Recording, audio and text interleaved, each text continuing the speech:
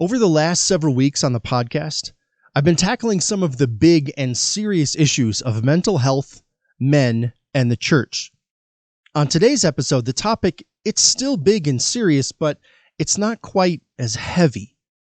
I'll share today some thoughts on how to help someone who's dealing with these challenges. How do you help them change? So today, I want to take a different perspective on this month-long series about mental health issues. This episode is all about what we can do to help others. Obviously, we're not going to become trained counselors or therapists in this one short podcast episode, and we should never imply that we are. But we can learn the basics of how we can help someone else who's working through their own mental health challenges, and this can help you during your times as well. As we get started here, it's critically important that you know that you cannot make someone else change. You cannot do the work that someone else needs to do. It's not your responsibility, nor do you have the ability to make that other person change. What you can do is help. You can show another way to someone who has already expressed interest in changing, and that's a key point here. The other person has to have expressed some degree of knowing that they need to change. You are not able to make that other person change. God can make them change. Jesus can come into their life and make them change. But you and I, we don't have that ability. We don't change someone. So don't put that pressure or expectation on yourself and on the situation you're in. No matter how good your intentions are, no matter how much you may want to see that other person change, they have to be the one who is ready and willing to take that first step. Now, you can still do all you can to help, and you should.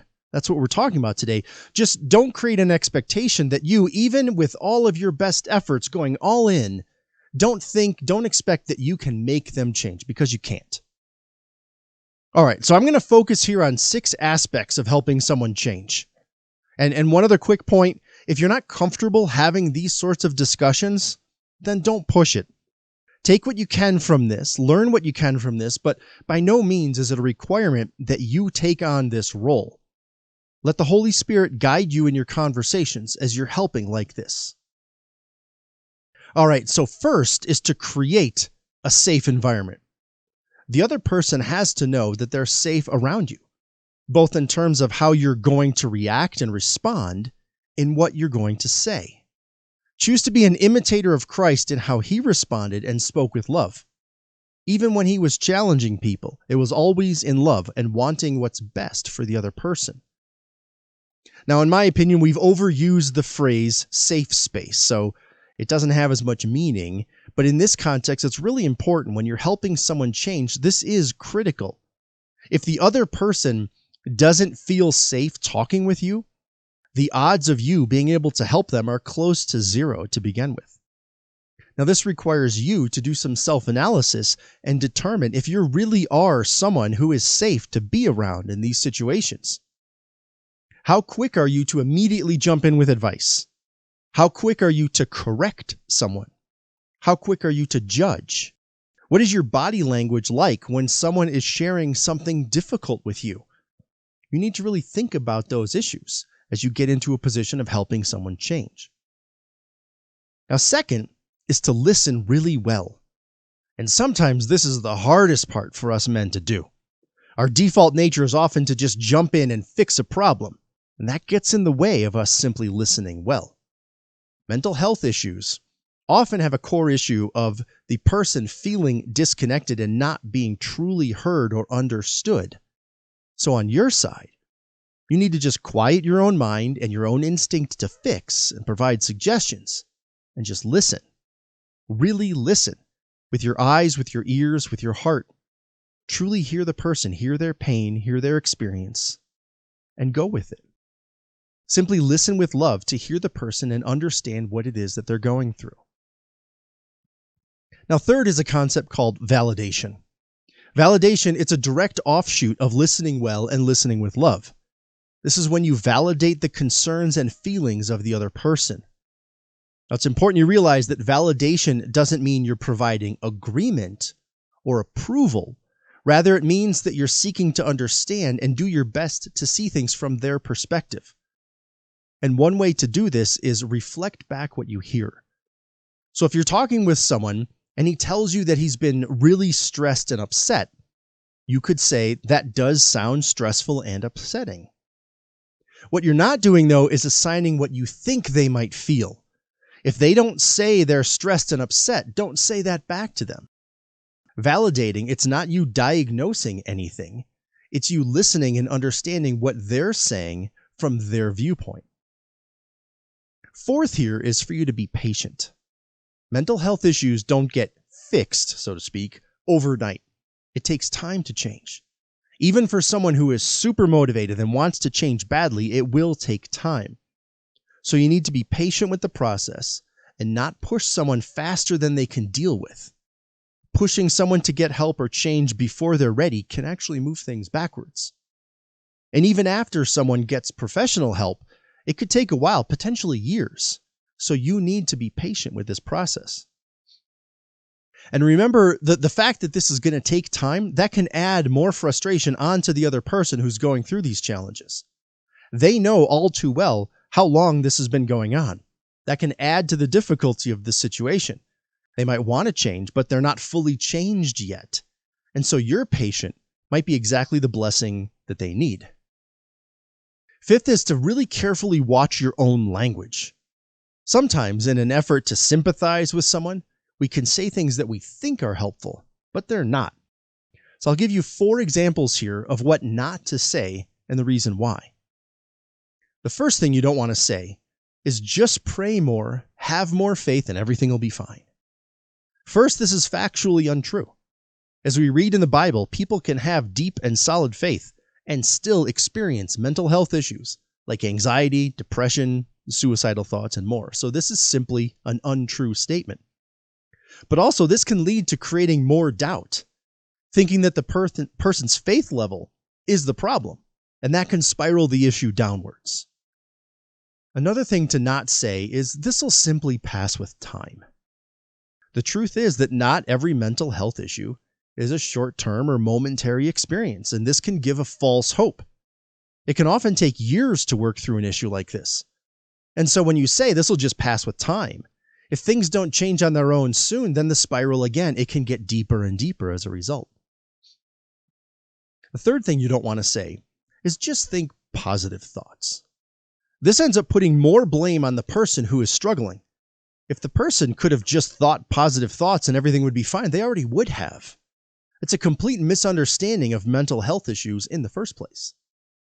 And this kind of statement also can lead the person into feeling guilty for not just thinking positive thoughts. And it leads them as well to potentially lie or cover things up in the future because they don't want to have to deal with this anymore. And one more example of something to not say is, remember that time when I felt bad too? In an attempt to understand, this makes the moment and the conversation about you instead of the other person, even unintentionally. It can come off as minimizing and making it so that the other person doesn't really matter in this scenario. And even while well-intentioned, you have to remember that this moment right now, it's about the other person, not you. You sharing that one time when you felt bad too, that's not going to improve the situation. Overall, your language needs to be validating and encouraging. It takes a lot of courage to talk about these issues. So if the person feels rejected or dismissed when they talk, they're likely not going to talk anymore. This is when they might put the smile on and say that everything is fine, all while they're feeling ripped up inside. Or they might create excuses as to why they can't get together with you anymore. So your language, it's really critical. It may be more important for you to work on your listening skills here instead of your talking skills.